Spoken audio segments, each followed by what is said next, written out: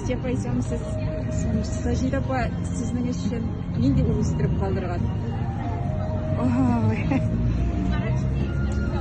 Ничек дип әйтим икән? Әни буларак нинди әни булды икән? Сез аны гаиләдә ничек итеп сөйлисез? Ничек искә аласыз? Мин аны укытучы икәнен беләм бит инде. Ул алай укытучы кебек теге менә шулай сүз белән тугылдап торып, әйтеп торып кына өйрәтмәгән. Менә мин аның хәзер тормышта күрәм бит инде. Ул бик җаваплы кеше. Ул бик принципиаль кеше.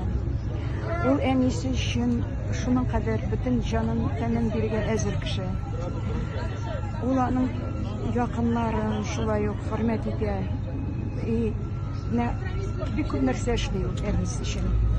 Тырышып, аның иҗатын өйрәнеп, аның иҗатын халыкка тарату өчен. Чөнки ул аның нинди авырлыклар белән иҗат иткәнен күреп, шуны күреп торган кеше.